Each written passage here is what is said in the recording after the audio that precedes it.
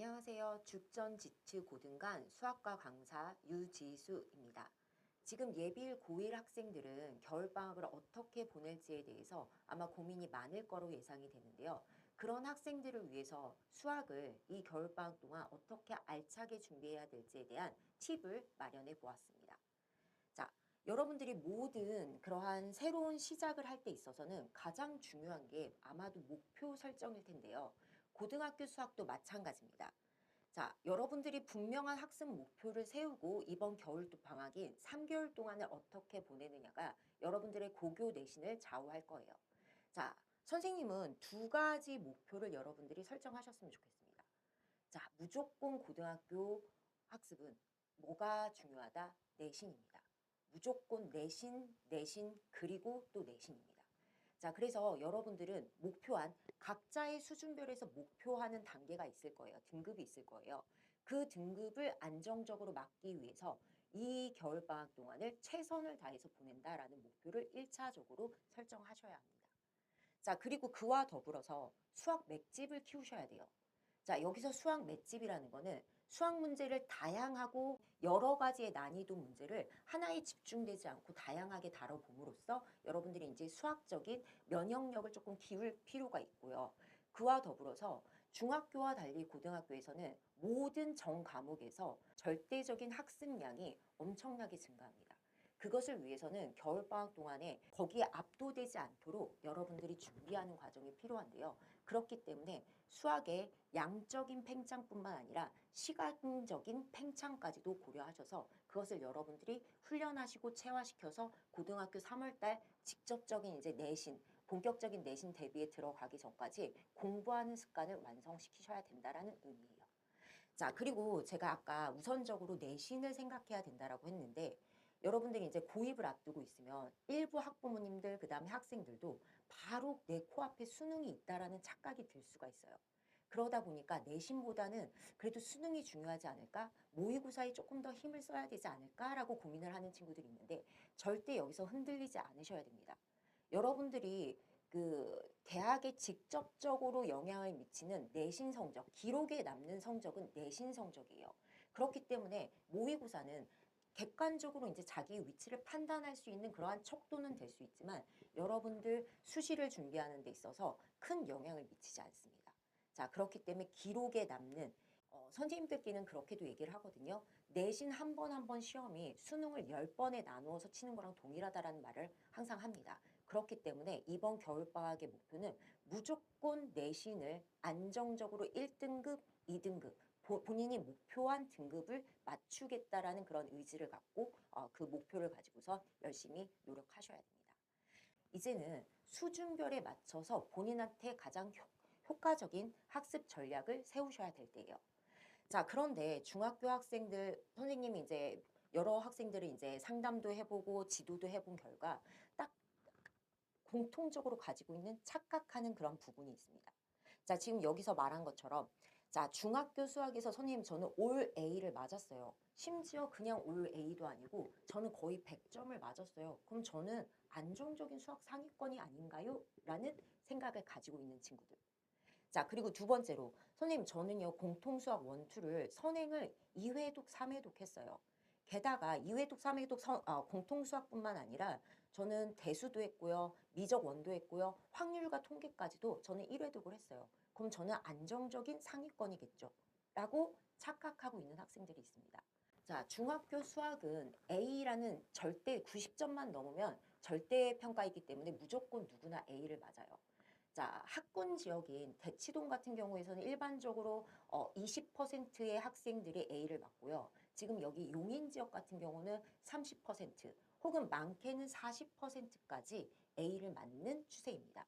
자, 그럼 생각을 해보세요. 여러분 지금 바뀐 5등급 체제 하에서 1등급 안에 들기 위해서는 상위 10% 안에 들어가야 돼. 근데 나는 40% 안에 들어서 중학교 때 A등급을 맞았을 뿐이야. 그렇다면 당연히 그 학생이 10% 안에 들어갈 수 있는 확률이 높을까요? 그렇지 않다라는 거야. 누군가는 A를 맞았던 학생들 중에서도 분명히 3등급으로 떨어지는 학생, 2등급으로 떨어지는 학생들이 분명히 많이 존재할 겁니다. 자, 단적으로 말하면 여러분들 지금 A를 맞았던 친구들 중에 25% 이상들은 더 이상 고등학교에서는 1등급을 안정적으로 맞을 수 없는 가능성이 더 높다라는 이야기예요. 그렇기 때문에 지금 중학교 때 A, 그 다음에 중학교 때 선행을 N회차 했다라는 거에 큰 의미를 두지 마시고 지금부터 진검승부는 시작된다라는 마음으로 정말 정확한 자기의 그러한 등급, 자기의 고등학교 실력을 확인하는 그런 시간이 필요합니다. 자, 그리고 고등학교 선생님 그러면 그렇게 N회차까지도 선행을 준비했던 학생들조차도 1등급을 장담할 수 없다면 저는 중학교 때도 A를 못 맞았는데요. 그럼 전 노베이스면 저는 수학을 포기해야 될까요? 아니요. 그렇지 않습니다. 여러분 떨어지는 학생이 있다라고 하면 분명히 치고 올라오는 학생들도 있다라는 소리예요.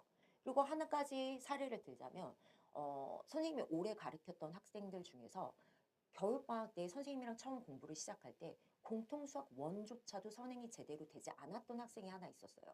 근데 그 친구가 겨울방학 때 정말 많이 힘들어하긴 했지만 학원에서 정해준 커리큘럼대로 그리고 선생님을 믿고 한 단계씩 욕심부리지 않고 차근차근 따라와 줬어요. 그랬더니 그 친구가 구성고에서 1학기 중간고사 1등급, 2학기 중간고사 1등급, 그리고 1학기 기말고사 1등급, 그 다음에 2학기 중간고사까지도 1등급을 맞았어요. 지금은 이제 기말고사 내신 대비를 준비하는 과정이기 때문에 기말고사 결과는 안 나왔지만 아마도 1학년 전체를 1등급으로 마무리할 거라고 예상이 되는 학생이 있어요. 그렇기 때문에 이 학생의 사례가 그 학생의 특이한 사례가 아니라 여러분들 노 베이스였던 그 학생들 하위권이었던 학생들도 열심히 겨울방학을 어떻게 보내느냐에 따라서 고등학교에서 내신이 결정된다라고 말씀드리고 싶습니다. 자, 그러면 지금 말씀대로 수준별로 학습 전략을 맞게 세워야 되고 그러기 위해선 본인의 정확한 수준을 파악하는 게 중요하다라고 했어요. 근데 여러분은 아직 고등학교를 입시해서 첫 번째 내신을 보지 않은 상태이기 때문에 정확하게 객관적으로 본인들의 실력을 파악할 수 있는 방법이 없었을 거예요. 자, 그래서 여러분들 지트 죽정관에서는 정확한 레벨링을 여러분들에게 제공하고 있습니다. 자, 일단 저희 학원에 와서 예비 고1들이 입학 테스트를 보게 될 텐데요. 레벨 테스트에서도 공통 수학 1, 2뿐만이 아니라 중학교 수학 과정도 그 레벨 테스트에 포함이 되어 있어요. 그렇게 중학교 과정을 포함하는 이유는 공통 수학 1, 2는 선행이 되지 않았지만 아까 앞선 사례에 그런 잠재력을 가진 학생들을 우리가 분별해내기 위해서 그러한 장치로서 중학교 수학 과정도 여러분들의 평가에 함께 같이 집어넣게 된 겁니다.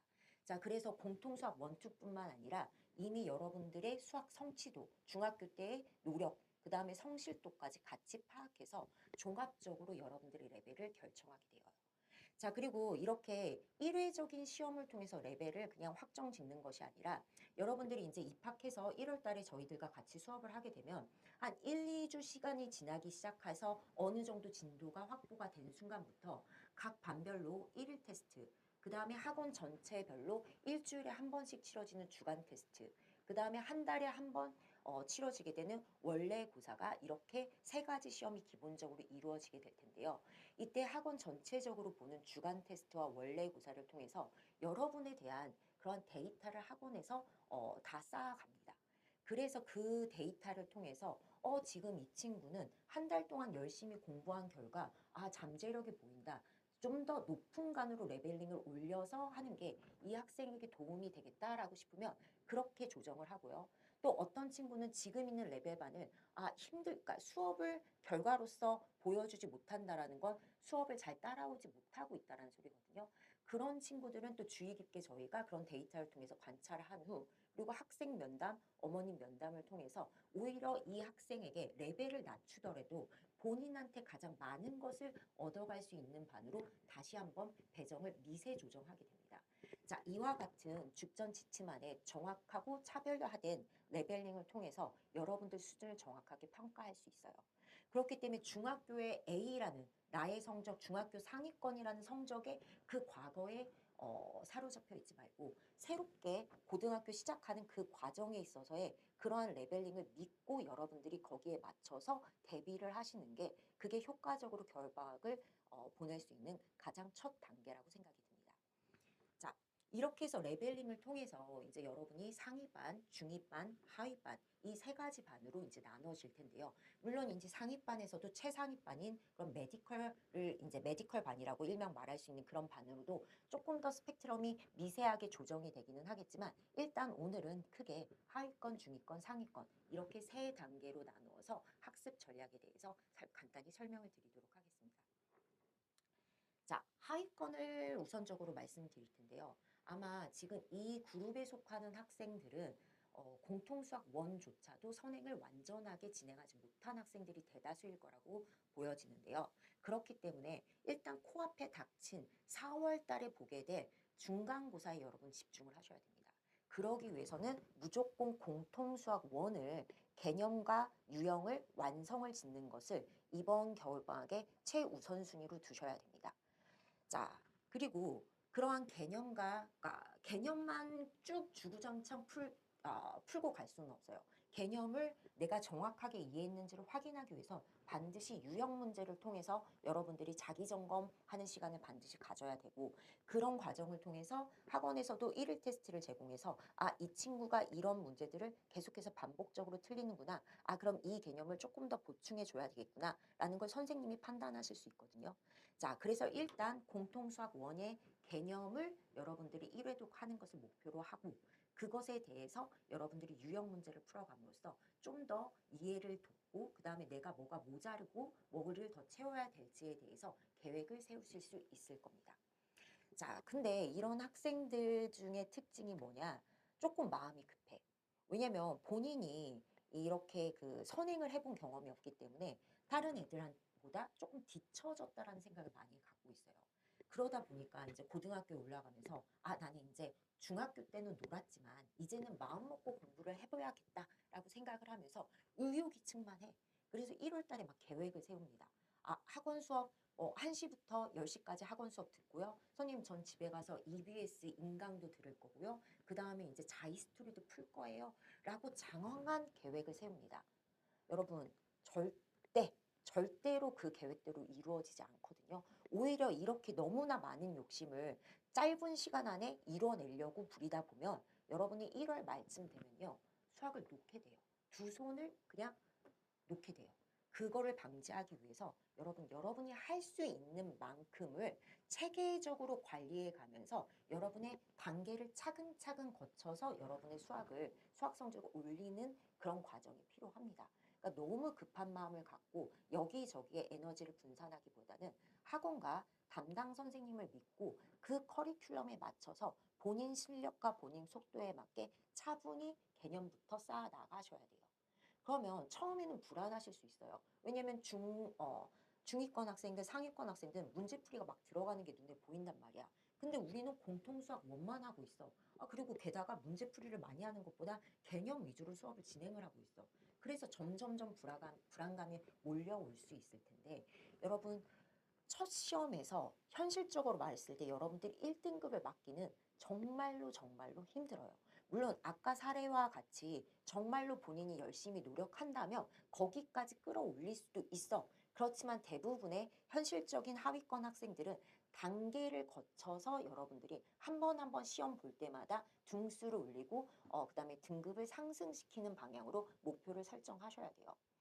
자, 한 사례로 선생님이 이번에 가르쳤던 보전고 학생 중에 한 명이 1학기 중간고사, 1학기 기말고사, 그 다음에 2학기 중간고사 한 번의 시험을 볼 때마다 거의 100등 가까이 그렇게 성적이 상승한 친구들이 있어요.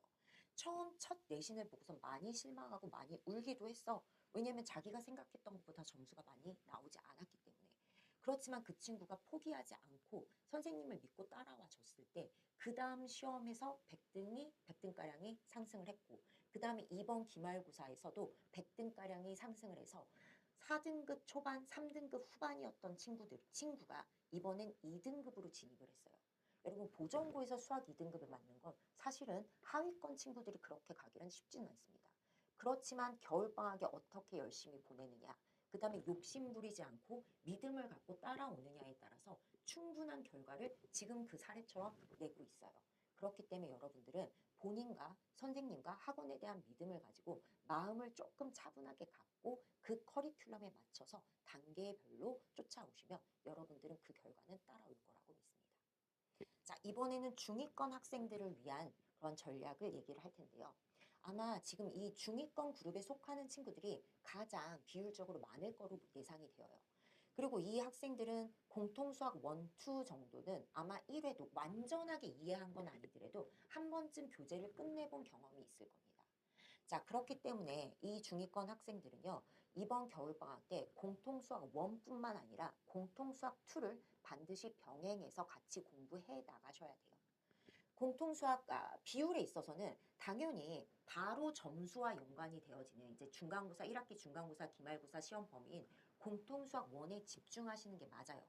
공통수학의 1을 7대 비율로, 그 다음에 공통수학 2를 3대 비율로 여러분들이 균형 있게 이끌어 나가셔야 됩니다. 공통수학 1을 7대 비율로 한다는 거는 개념과 유형 문제뿐만이 아니라 고난도 문제까지는 맛보기를 보셔야 된다라는 의미예요. 그래서 일단 개념하고 유형을 통해서 여러분들이 뭘 제대로 알고 있는지, 뭘 모르는지, 수학적인 메타인지를 확인하신 시간을 분명히 가지셔야 되고요. 그 다음에 아직 여러분들이 객관적인 실력으로 봤을 땐 지금 중위권 학생들이 지금 고난도라는 문제는 일반적으로 학평 기출에서 나오는 4점짜리 일명 킬러들 문제들인데요. 이 풀이를 완전하게 이해하기는 아직까지는 역부족일 겁니다. 근데 지금 이 단계에서 원하는 거는 그 문제를 혼자 힘으로 풀어낸다거나 아니면 한 번 설명을 듣고 완벽하게 그 풀이를 똑같이 해낼 수 있다라는 것을 바라는 게 아니에요. 여러분들이 겨울방학에 이제 개념과 유형을 확실히 하면서 내신에서 이제 고득점을 원하신다면 이제 어려운 문제를 단 한 번 수업을 들어서 절대로 이거를 완벽하게 익힐 수 없거든요. 그렇기 때문에 시간적인 여유가 있는 겨울방학 동안에 한 번쯤은 아, 저런 문제가 있네. 처음에 선생님이 설명하면 저게 무슨 말이야? 난 이해가 안 되는데 저게 무슨 얘기지? 라고 거의 한 3, 40% 가량밖에 소화해낼 수가 없을 거예요. 근데 그 설명을 한 번 듣고 그 다음에 본인이 이해하든 이해하지 못했든 다시 한번 고민하지는 오답 이제 풀이하는 과정을 겪고 난 후에 그 다음에 이게 이제 본격적인 3월 달부터 내신 대비 들어가서 이 문제가 부교재라든가 아니면 학교 프린트에 실려 있을 때 그 문제를 다시 한번 다루게 됐을 때는 여러분이 이해하는 정도, 소화해내는 정도가 상상을 초월할 수 있습니다. 자, 그렇기 때문에 그런 효과를 보기 위해서 반드시 겨울방학 때 기본 개념 문제뿐만 아니라 일반적으로 내신에서 18, 19번 문제, 킬러들 문제 혹은 중킬러들 문제들까지도 한 번은 찍먹을 한번 해보셔야 된다라는 그런 말씀을 드리는 거예요. 자, 그리고 이 시기에 가장 여러분들한테 필요한 거는 양질의 양측입니다. 일단 중위권 학생들이 가장 부족한 거는 많은 문제, 다양한 문제를 다뤄보지 않아 봤을 거예요. 그리고 그런 문제들을 혼자 고민해보고 해결하는 시간을 가져본 적이 그렇게 경험이 많지는 않을 거예요. 일반적으로 이제 중학교 때 개념 위주의 그냥 진도를 한번 1회독을 한다라는 걸 목표로 이 공통수학 원투를 끝내봤기 때문에 실제로 내신에서 나오는 지역적이고 조금 까다롭게 느낄 수 있는 그런 부분을 콕콕 집어서 학교 시험 문제에 출제가 되거든요. 그런 문제를 맞추기 위해서는 실질적으로 내가 배웠던 개념을 문제를 통해서 많은 문제를 통해서 여러분들이 몸에 체화시키는 과정이 반드시 필요합니다. 자, 이때 양치기는 그냥 뭐 아무 프린트나 여러분들한테 주는 게 아니라 GT에서는 1일 테스트를 봤을 때 여러 학생의 다수의 학생들이 공통적으로 틀리는 오답 문항들이 있어요. 그럼 그 오답 문항들 위주로 주간 테스트를 또 마련을 하실 거고 그걸 통해서 계속해서 끊임없이 검증 과정을 거칠 겁니다. 그렇기 때문에 여러분들이 학원에서 제공하는 그러한 자료라든가 학원에서 요구하는 그 단계별로의 과제라든가 테스트라든가 그것만을 잘 따라오게 된다면 충분히 중간고사 내신에서 안정적인 2등급 그 다음에 아까 말씀드린 대로 고난도 문제까지 욕심내어서 여러분들이 다뤄서 그것을 시험 전까지 완료를 해낸다면 충분히 1등급 마지막까지도 여러분들이 노려볼 수 있는 가능성이 있는 그룹이에요. 일단은 아마 힘들 거야. 왜냐면 학원에서 우리 학원뿐만 아니라 거의 모든 학원이 겨울방학 때 뭐 10 to 10, 1시부터 10시까지 그런 식으로 수업이 진행이 될 거야. 이 수업의 시간적인 양뿐만이 아니라 실제로 네가 소화해낼 수 있는 그 문제의 양까지 늘려주는 그런 양치기를 통해서 여러분들의 정말 놀라운 그런 학습, 그러한 성취도의 변화가 있을 겁니다. 그렇기 때문에 절대로 포기하지 말고 힘들지만 이게 가야 하는 길이고 전국에 있는 모든 고1, 고2, 고3들이 다 거치는 길이라고 생각을 하셔야 돼요. 그래서 이 길에 대해서 의심을 갖지 말고 여러분들이 함께 따라오셔야 됩니다. 그렇게 된다면 4월 달에 여러분들이 시험을 봤을 때 오히려 내가 생각했던 처음에 내가 지금 속해 있던 중위권 그룹에서보다 더 좋은 성취도를 낼 수 있을 거라고 선생님은 믿어 의심치 않아요. 자, 그리고 이번에는 상위권을 위한 이제 로드맵으로 넘어가 보도록 할게요. 자, 여러분들 이제 상위권 학생들은 아마 공수 원투는 최소한 1, 2회독은 완료를 지으셨을 거고 그 다음에 조금 더 진도 선행이 많이 된 친구들 같은 경우는 대수라든가 미적이라든가 확통까지도 1회독은 했을 거라고 예상이 되어집니다. 자, 이런 학생들은 이번 겨울방학 때 일단 공수 원투는 완성도를 높이는 방향으로 여러분들이 그 목표를 설정하셔야 돼요. 자, 이런 친구들 중에 이 상위권 친구들 특징 중에 하나가 선생님, 저는 이미 공수 원투는 3회도까지 했는데 굳이 개념서와 굳이 유형서를 다시 공부해야 될 필요가 있나요? 라고 의문을 갖는 친구들이 있어요. 그렇지만 여러분들이 아직 첫 시험을 본 게 아니란 말이야. 여러분들은 지금 뭐 학원의 레벨링을 통해서는 상위권에 속해 있지만 실제 여러분이 상위권인지 아닌지 결정되는 거는 뭐에서 결정된다? 여러분들이 4월 달에 볼 첫 번째 내신 시험 성적에 따라 결정이 되는 거예요. 그렇기 때문에 여러분 20문제에서 22문제가량으로 구성되어 있는 내신 중간고사 시험 문제가 모두 다 킬러 문항으로만 구성이 되어 있느냐? 절대 아니라는 거지. 여러분들이 1번부터 12번까지는 기본 개념 문제, 그리고 서술형 1, 2번 정도까지는 기본 개념 플러스 알파를 알고 있으면 풀 수 있는 문제들로 주로 출제가 돼요. 자, 그리고 이제 13번부터 중상의 난이도, 그 다음에 16번, 17번대에서 중킬러, 18, 19번대에서 킬러 문제가 나와. 그럼 여러분들은 뭐가 목표야? 당연히 중킬러 기본 개념뿐만 아니라 중킬러, 킬러까지를 여러분들이 맞추는 게 상위권은 목표이잖아. 그거에 따라서 여러분들이 말하는 소위 최상위권이냐 상위권이냐도 거기서 갈리기 시작을 해요. 여기서 선생님이 말하는 최상위권은 내신으로 말했을 때는 그냥 1등급을 맞는 것을 얘기를 하는 것이 아니라 한 자릿수 등수를 맞는 거. 자, 그래서 1등부터 9등 안에 드는 그런 부동의 그런 최상위권, 그런 학생이 될 수 있느냐 없느냐는 사실은 기본 개념에서 실수를 하느냐 안 하느냐가 더 중요하게 영향을 미치는 경우들이 있어. 왜냐면 욕심이 있어, 상위권 친구들은. 시간을 빨리 세이브해서 정해진 시간 안에서 여러분들이 킬러 문제까지 고민하고 그걸 맞춰야 된다라는 그런 압박감이 심한 그런 그룹이 지금 상위권 그룹이에요. 그러다 보니까 의외로 최상위권 상위권에서 1번, 2번 문제를 틀리는 경우가 많아. 솔직히 말하면 1번, 2번 문제는 누드로 풀어서도 문제가 답이 나올 수 있는 문제들이 많이 있어. 근데 여러분이 너무 빠르게 풀려고 하다 보니까 놓치거나 실수하는 부분이 오히려 개념 문제에서 많이 생긴다는 거야. 그럼 여러분 생각을 해봐. 여러분이 킬러 문제를 5분을 투자해서 킬러 문제를 맞췄는데 걔는 5점짜리야. 근데 여러분들이 10초 투자해서 1번 문제를 틀렸는데 1번 문제가 4점이야. 그럼 여러분은 그 어려운 5분을 들여서 5점을 맞고 4점을 놓친 거라고 생각을 하시면 결국엔 여러분들이 얻는 점수는 뭐야? 5분 투자해서 1점 얻은 거예요. 그렇기 때문에 안정적인 상위권 내신을 확보하기 위해서는 반드시 여러분이 개념과 유형을 공통수학 원투의 개념과 유형을 겨울방학에 완성하셔야 돼요. 자, 지금 선생님은 강조하고 있습니다. 완성이라고 강조를 하고 있어요. 여기서의 완성이라는 거는 어느 날 갑자기 선생님이 기출문제를 주고서는 너 이거 풀어봐라고 했을 때 작년도 기준으로 말했을 때 뭐 보정이든 구성이든 조금 난이도가 높은 학교에서 안정적인 1등급 점수를 맞을 수 있을 정도의 긴장감과 학습 양을 가지고서 평소에 겨울방학 때 공부를 해야 된다는 이야기예요. 자, 이러한 개념과 유형 문제에 대한 반감을 가지지 말고 이거를 오히려 열심히 함으로써 여러분이 뭐 하셔야 돼? 일단 속도를 높여야 돼. 1번부터 12번까지 문제 푸는 속도를 높여야 되고 그와 더불어서 뭐를 줄여야 돼? 그렇지. 실수를 0%로 만드셔야 돼요. 이런 거에서 여러분들은 감점을 받으면 안 된다라는 거야. 자, 이렇게 해서 쉬운 문제들 혹은 문제에 출제되는 그런 명확한 개념을 물어보는 문제들에 대해서는 정확도를 여러분들이 뭘로 만들어야 된다? 100%로 만드는 것을 목표로 하셔야 된다는 거야. 그러기 위해서는 개념 문제부터 유형 문제까지 빈틈없이 완벽하게 준비하셔야 됩니다.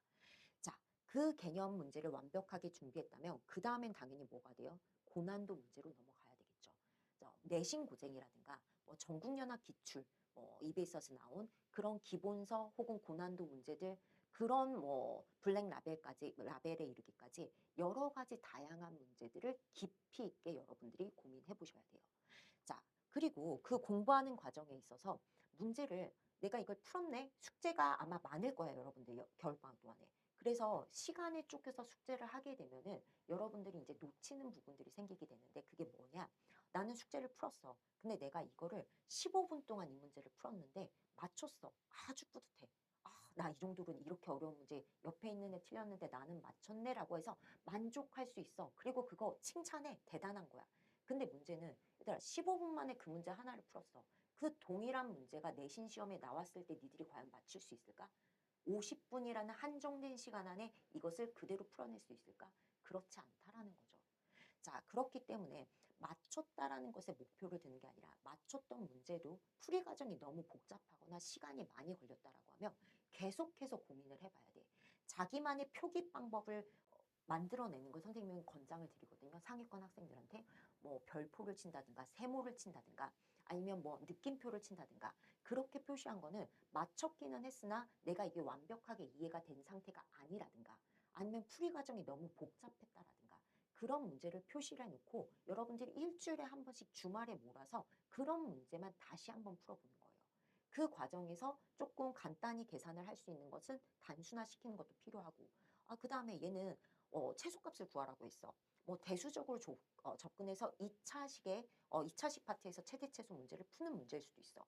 그렇지만 이게 뒤에 부분에 있는 우리 산술기하를 배웠을 때 산술기하 이런 기하학적인 특정 그다음에 이제 명제와 관련해서 이렇게 연결해서 풀면 이 식이 더 간단한 방법으로 이 문제가 풀릴 수 있네 라고 생각이 든다라면 그 문제 그 풀이 방법도 여러분들이 뭐 하셔야 돼? 시도해 보시고 고민해 보셔야 된다는 거야. 그런 과정을 통하면서 여러분들이 가장 크게 뭐가 상승된다? 사고력이 상승이 돼요. 자, 분명히 수능은 여러분이 본 문제로 이루어지지 않아요. 수능은 새로운 문제가 반드시 등장하게 돼 있어. 근데 그 새로운 문제를 풀 수 있는 응용력은 어디서 시작이 되느냐? 이 1학년 때부터 여러분이 한 문제를 다각도로 분석하고 다각도로 고민하고 그 해결책을 도출해내는 과정을 통해서 자연스럽게 쌓여가는 게 가장 질 좋은 사고력이라고 선생님은 생각을 해요. 그렇기 때문에 이 과정을 통해서 여러분은 사고력을 높이는 데 목표를 두셔야 되고 그러면서 문제풀이의 뭐 효율성을 여러분들이 확보하셔야 됩니다. 자, 잠깐 슬라이드를 넘겨볼게요. 자, 선생님이 지금 이거 학평 기출문제 20번 문제를 하나 가지고 왔어요. 자, 무리함수와 관련된 문제인데 이 문제가 지금 보정고도 그렇고 구성고도 그렇고 각 학교 프린트, 기말고사 프린트에 자, 필수 유형으로 다 실려 있는 문제야. 킬러 문제까지는 아니지만 중킬러 문제라고는 중킬러 정도 되는 문제이기는 해요. 자, 근데 이걸 중위권 친구들 학생들은 한 번 이해하는 것조차도 힘들어. 그렇지만 상위권 학생들은 아마 조금 시간이 들긴 하지만 혼자 스스로 이 문제를 풀이를 해낼 수 있었을 거예요. 자, 근데 지금 주어진 요 풀이 과정을 선생님이 가지고 왔는데 얘는 사실은 이제 전국연합 기출 문제, EBS 문제에서 제시하는 그러한 정형화된 풀이 방식이야. 자, 지금 이거 A4 용지 한 페이지 반 정도가 채워져 있는 문제예요. 자, 이거를 여러분들이 시험 시간에 이 똑같은 동일한 문제 숫자만 바꿔서 낸 문제가 나왔다라고 하더라도 이 과정을 그대로 여러분들이 풀어낼 수 있을까? 풀어낼 수 있다 하더라도 너무 시간적으로 뭐가 많아? 비효율적이잖아. 시간적인 허비가 너무 많이 있기 때문에. 그래서 선생님은 1차적으로 내신을 준비할 때 이러한 풀이 방법을 다 설명을 해줍니다. 1차적인 풀이 방법, 가장 중요하고 가장 원론적인 풀이 방법을 먼저 설명을 하고 자, 그것을 지금 옆에 보시면 실제 이 문제를 이제 상위권 친구들이 시험에 나왔을 때 이렇게 풀어야 된다라고 하는 방법, 이제 두 번째 솔루션을 선생님들이 실제로 수업한 내용을 가져와 봤는데요. 지금 이것도 사실 사족을 내가 많이 붙인 거야. 왜냐면 지금 아직 이 문제에 대해서 파악하지 못한 친구들을 위해서 조금 설명을 선생님이 붙여줬는데, 얘는 주어진 도형을 평행 이동을 해줌으로써 오히려 계산 관적을 되게 극단적으로 단순화시킬 수 있는 문제야. 그렇기 때문에 이러한 시각을 선생님이 던져주고 얘를 정리를 해줬을 때, 실제로 학생들이 실전에서 이 문제가 나왔을 때 상위권 학생들은요, 그림조차도 그리지 않고 바로 지금 선생님이 표시한 이 빨간 파트로 넘어가게 됩니다. 자, 그렇게 해서 바로 머릿속에 있는 내용, 그 정확한 개념을 바탕으로 한 단순화된 풀이 과정을 통해서 이 문제 푸는데 30초에서 길게는 1분 이상이 걸리지 않게끔 훈련을 시키고 있어요. 자, 이게 단순히 암기한다라는 게 아니야. 단순히 암기해서는 변형된 문제에 적용할 수 없어요. 근데 여러 가지 풀이 과정을 겹치면서 이 과정을 이해하고 그것을 더 단순화하고 효율화하는 과정을 통해서 완전히 본인 걸로 체화한 학생들은 딱 주어진 문제 바뀐 숫자만 가지고도 지금 선생님이 표시한 요 구간, 요만큼의 구간으로 모든 풀이가 정리가 될 수 있다라는 거죠. 물론 이거보다 훨씬 어려운 킬러 문제는 어느 정도 계산이 복잡하게 진행되는 것도 있을 수 있어. 그렇지만 여러분들은 남들이 이런 왼쪽과 같은 풀이를 할 때 같은 상위권 친구들 중에서 오른쪽과 같은 풀이를 해서 여기에서 1분 정도의 시간을 들여서 이거를 4.5점짜리 정답을 맞는다라고 하면 여러분들이 1등급 안에 훨씬 더 한 발짝 가까워진다라고 생각이 드는 거예요. 자, 그렇기 때문에 실질적으로 여러분들이 공부를 하실 때 있어서는 지금 유일하게 마지막 시간이야. 이 겨울방학 동안에 여러 가지 풀이 과정을 고민을 해보고 혼자서도 고민해보고 친구들이랑 그것을 같이 토론도 해보고 그 다음에 선생님이 이런 새로운 방식을 제공했을 때 그게 왜 그렇게 적용이 되는지에 대해서 또 고민하고 또한 이 방법이 가장 효율적이네라고 판단이 들었을 때 그것을 자기 걸로 체화시키는 과정을 통해서 그거를 겨울방학 때 완성해 놔야지만이 이게 내신 대비 3월 달부터 시작되는 본격적인 내신 대비 문제풀이로 들어갔을 때 시간을 가장 효율적으로 쓸 수 있다는 거예요. 자, 그렇기 때문에 이런 풀이 과정의 효율화 꼭 반드시 여러분들이 이번 겨울방학 때 완성시키고 가셔야 됩니다. 자, 그 다음에 우리 이제 이 상위권 그룹에 속하는 친구들은 아마 수학뿐만이 아니라 모든 전 과목에서 1등급을 노리는 학생들이 대부분일 거야. 근데 여러분들이 이제 3월 달에 입학하게 되면요. 일단 첫 주는 정신없이 지나갑니다. 그 고등학교 생활에 적응하는 데 일주일이 걸리고요. 그 다음 2주 차부터는 동아리 활동. 그 다음에 이제 뭐 학생 임원으로 선출됐어. 그럼 임원 학생회 활동. 그 다음에 이제 여러분들이 이제 수시도 생각해야 되니까 세특 관리하기 위해서 여러 가지 교내 프로그램, 그런 교내 활동을 시작하게 돼요. 자, 그런 바쁜 와중에 3월 말이 되었을 때 여러분들이 이제 학교에도 조금 적응이 됐다 싶을 때쯤 뭐가 나와? 그렇지. 모든 과목에서 수행평가가 쏟아져 나와. 마치 각 과목 선생님들이 우리 선생님은 이 세상에 과목이라는 건 국어밖에 없는 줄 알아. 그 말은 뭐야? 그만큼 많은 양의 그러한 수행평가가 나오고 그다음에 많은 양의 학습량을 요구한다라는 거야. 각 모든 과목에서. 자, 근데 여러분들은 지금 수학뿐만이 아니라 모든 과목을 1등급, 1점대의 내신을 만들어야 되는 학생들이고 그걸 목표로 하고 있는 학생들이야. 자, 그렇다면 여러분들은 어디서 시간을 세이브해야 될까? 가장 중요한 건 시간에 대한 관리 능력이 상위권들에서는 그게 가장 큰 경쟁력이에요. 자, 만약에 여러분들이 겨울방학 동안에 안정적인 수학 1등급을 만들어 놨어. 아까 말씀드린 대로 당장 내일 시험을 봐도 안정적인 내신 1등급이 나올 정도의 수준까지를 완성을 해놨다라고 하면 여러분들은 실제 본격적으로 내신 대비를 들어갔을 때 수학은 문제풀이 실전 위주의 공부 위주로 하면 되는 거고 그 외에 나머지 에너지와 나머지 시간은 뭐에 투자해야 되는 거야? 다른 과목에도 균형 있게 투자해서 반드시 1점대의 내신 점수를 만들어내셔야 되는 거예요. 자, 그러기 위해서는 지금 계속해서 강조하고 있어. 이 고등학교 입학하기 전 이 겨울방학 시간을 100% 활용하셔야 됩니다. 그래서 수학이 불안한 과목이 아니라 상위권, 최상위권만큼 많은 수학을 전략 과목으로 만드셔야 돼요. 이 여기서의 전략 과목이라는 건 내신 기간 동안에 특별히 시간을 더 투자하지 않아도 오히려 평소에 투자했던 그 시간을 줄인다 하더라도 퍼포먼스에는 변함이 없는 그런 정도의 자신감과 그런 정도의 실질적인 실력을 가진 수준까지 끌어올려야 된다라고 생각을 하셔야 됩니다. 자, 그걸 위해서는요, 지금 말씀드린 대로 개념부터 유형, 그 다음에 고난도 문제까지 이번 겨울방학에 완전히 완성하셔야 되고요. 그 다음에 풀이 과정의 단수나 효율화를 통해서 여러분들이 시험 시간 자체에서도 시간을 뭐 하시는 세이브하는 연습을 하셔야 돼요. 그래야지만이 킬러 문제에 그렇게 여러분들이 절약한 시간을 킬러 문제에 쏟아붓고 남들 다른 상위권은 못 맞추는 킬러 문제를 맞춰야지만이 최상위권, 이 그 한 자리 등수 안에 여러분이 들어갈 수 있는 겁니다. 자, 그리고 이제 마지막으로 학습과 관련해서는 여기 상위권 친구들이 놓치는 부분이 하나가 있어. 오답 관리야. 왜냐? 솔직히 하위권, 중위권에 비해서 여러분들이 가장 오답 관리를 하기 쉬운 그룹이에요. 왜?